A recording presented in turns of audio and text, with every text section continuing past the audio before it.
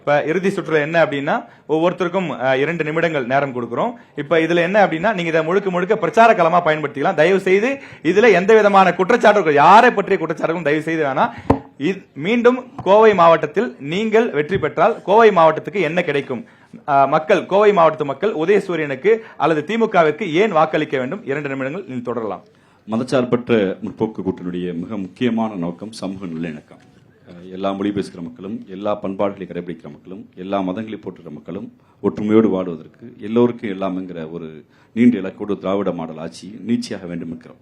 இந்த 5 ஆண்டு காலத்தில் இப்போது வாக்களிக்கவில்லை என்றாலும் இந்த மக்களுக்காக இங்கு புதிதாக 6 கல்லூரிகளையும் ஏறத்தாழ 13 மேம்பாலங்களையும் புதிதாக ஒரு ஐடி பார்க்கையும் இங்கே அண்ணன் ஏற்கனவே சொன்னது மாதிரி குறைவாக நிதி ஒதுக்கப்பட்டதற்கு அதிகப்படியான நிதி ஒதுக்கி மேம்பாலங்களையும் இங்கு இந்தியாவிலே முதல் முறையாக சுற்றுச்சூழலுக்காக யானைகள் வழித்தடங்கள் கண்டறியப்பட்டு அவர்களுக்கான புது வழித்தடங்களை உண்டு செய்து ரொம்ப முக்கியமாக தனிநபர் வருமானத்தில் கோவை என்கிற மாவட்டத்தை உயர்த்தி காட்டியிருக்கிறோம். ஒட்டுமொத்த இந்தியாவில் எந்த மாநிலங்களும் எல்லா மாநிலங்களிலிருந்து இங்கே வந்தா வாழலாங்கிற நிலையை திராவிட மாடல் தொடர்ச்சியாக தந்தை பெரியார், பேரறிஞர் அண்ணா, தலைவர் கலைஞர் வழி நின்று இடையில் கருவூர் காமராஜர், ஏன் பெருமரியாதைக்கு பொன்முடிச்சமல் எம்ஜிஆர் போன்றவர்களால் தொடர்ச்சியாக உழைப்பென்பது எல்லோருக்கும் எல்லாம் என்பது இன்னைக்கு இந்தியாவிலேயே காலரை தூக்கி சொல்ல முடியும். தனிநபர் வருமானத்தில் தமிழ்நாடு தான் முதலிடம்.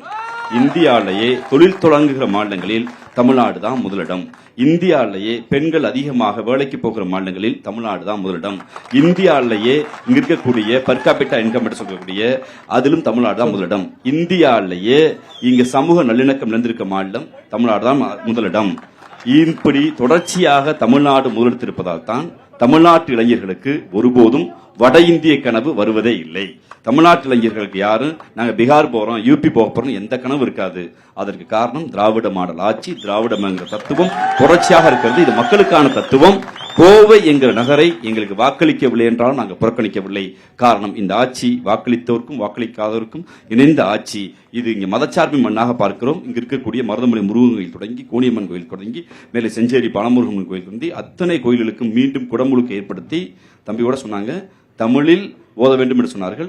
பரவாயில்லை, தமிழில் ஓத வேண்டும் என்ற சட்டத்தை தலைவர் கலைஞர் கொண்டு வந்த பின்புதான் இங்கு கந்தன் போற்றி, முருகன் போற்றி, விநாயகா போற்றி, பெருமாள் போற்றி, போற்றி போற்றி என்கிற வாசகங்கள் கருவறையில் ஒலிக்க ஆரம்பித்தது. அதற்கு முன்பு சமஸ்கிருத மந்திரங்கள் மட்டுமே இருந்தது. அந்த சமூக நல்லிணக்கத்தை மீண்டும் விதைப்பதற்கு திராவிட மாடல் ஆட்சியில் முத்துவேல் கருணாநிதி ஸ்டாலின் ஆகிய நான் எங்கள் குரல் மீண்டும் ஒலிக்கும். நன்றி.